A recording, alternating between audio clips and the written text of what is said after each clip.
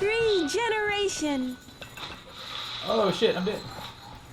I'm okay. I'm dead! I'm dead, I'm like so dead. I'm okay, I'm okay. I'm totally okay. Hi, I'm Ian. I'm 26 years old this year, and this is my third year tattooing at Iron Fist. I think I noticed like changes within myself. Like I've always been like a very half-hearted person in most things that I do. Never really gave much thought about whatever I ventured on. If I got bored, I would just like drop it. But then I remember like drawing and then like not being great at it. Of course I felt like disheartened, but along with that feeling of like discouragement was like this overwhelming sense of like there's so much I want to know. That feeling was what kept me wanting to always chase what I didn't know. Like this is one of the first few times in my life like I felt disinterested in something. So like I thought like maybe that could be something.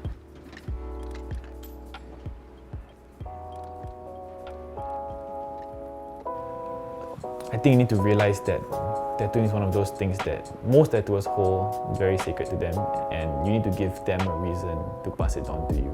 Because if you look at literally the first tattoo until now, right, it is survived by word of mouth. There are no like tutorials online, or there's no like school. Well, there is a school, but it's a joke. You know, it's something that is very from master to student kind of thing. Yeah.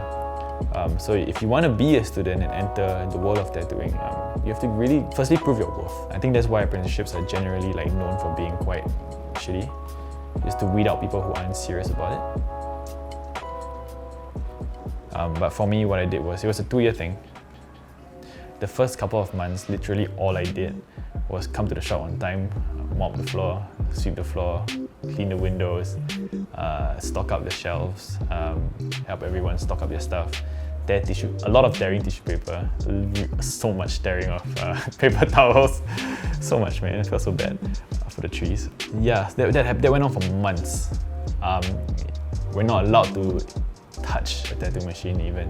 And then one fine day, like we kind of prove our worth of like here I'm doing unpaid labor, and a lot of it, please just fucking teach me something, anything, right? So after that we kind of graduate onto being able to read books about tattooing.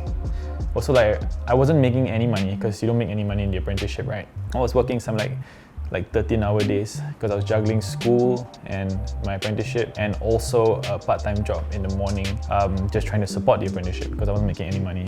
I do remember there was once like I had to choose between like lunch and like a pack of cigarettes. Yeah, and then smoking one out. Unfortunately, yeah, it was really bad. It was really bad at some point. But yet it was one of like the happiest times in my life. And that's when I kind of realized like money means nothing, purpose is everything, you know. And then yeah, and then that's when I realized like I think maybe this tattooing thing is for me. Maybe it is for me. Yeah.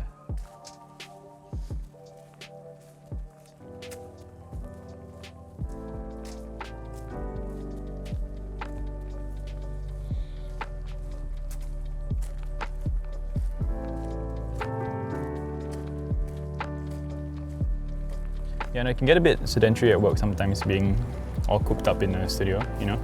I think life is generally about balance.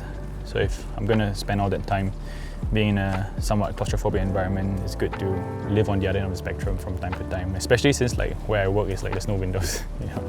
Like a casino, can't really see how dark it is outside. You go in when it's bright and then you leave work and then it's dark. So I like to spend a bit of time outdoors as much as possible. Like on my off days, I like to come here, and I always come here on weekdays, so it's like extra empty. Yeah, it's very nice. I mean, look at this, man. It speaks for itself, man. It's peaceful, man. It's peaceful.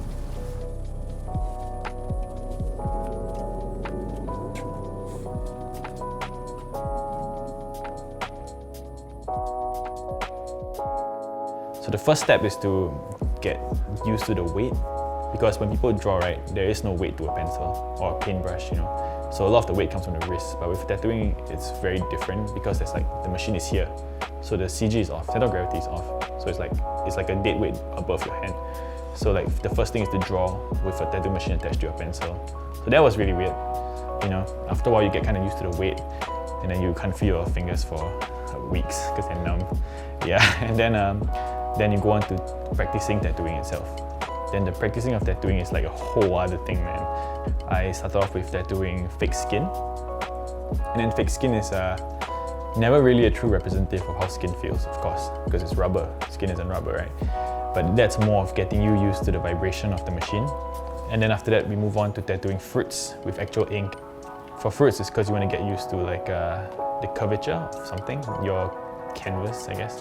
You want to get used to the curvature, so it's like bananas, pomelos, oranges, because it's curved, right? So then you start to realize the importance of not leaning your weight into what you're drawing, because like you have to note how deep it's going on different parts of the body, right? So that's another thing. And then like one day it all happens and my mentor Kai just goes like, tomorrow you're gonna tattoo me. I'm like, what? Yeah, I did like a semi-shitty kind of passable, it looked like it could cost some money for a tattoo kind of thing on him. It was an eagle scar, I remember. It was like this big. I took like 2 sessions, man.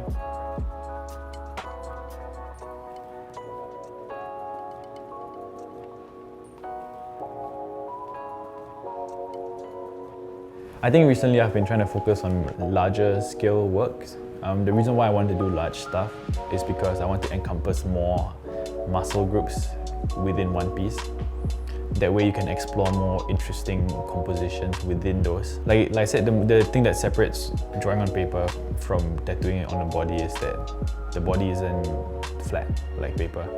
So composition is the most important thing. So within that idea that composition is everything, I try to project different influences of mine onto that. Recently I've been like dabbling a lot in things that I really like, just like textiles and prints, usually of Japanese or Chinese or Korean origin. I'm also very influenced by Buddhist or Tibetan art. So a lot of my subject matter or background work, things that like I usually freehand on the body, is very Tibetan influence. I don't know, man, a lot of it is just Asian art. I'm trying to move away from the fine stuff, but I want my work to have a larger variety of skills, soft skills. Like I want a larger skill set. So I want bold lines, and I want thin lines, and I want smooth shading, and I want very rough shading, and I want at some juncture I want to bring in more colors, you know. I want it to be reflective of a learning journey, and then one day a distillation of what I like.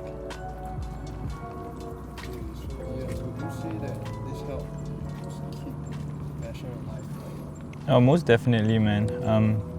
I feel like when you do something for a career, a lot of what you do starts to become for other people. And then it's like what we were talking about like last week. Some days I live to tattoo, some days I tattoo to live, right? So if you end up like doing a lot of things that are like tattoos that people want, you kind of like get a bit jaded with tattooing sometimes. In your life, art always starts off as for yourself, and then when it becomes a career or a job, then it becomes for others. So like you always got to maintain what kept you interested in the first place. So for me, this is kind of that, because it's all about balance, right? So some things you do for others, some things you kind of do for yourself.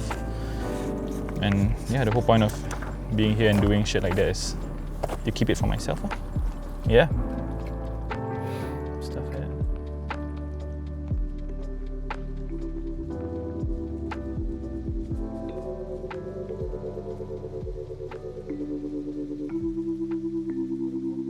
Right.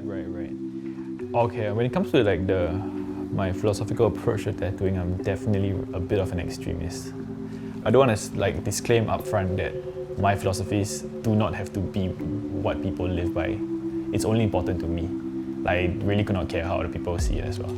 I think if you want to do art, you live and die by it. Because I would rather die starving as an artist than be the traditional definition of successful while doing something else. Let's say in this case, I don't know, man, could be anything. Let's say a corporate job that pays really well. Sure, that opens doors. Sure, that's an ideal life to some people. But I feel like an artist is in some way a prisoner of his own device, you know. If you're an artist and you're successful and you earn what you want to earn, great for you, you know. But I feel like the success of an artist, whether or not he's successful, shouldn't have any bearing on his intention to chase that dream. Yeah. I feel like if you can call yourself an artist, you have no choice but to do your craft.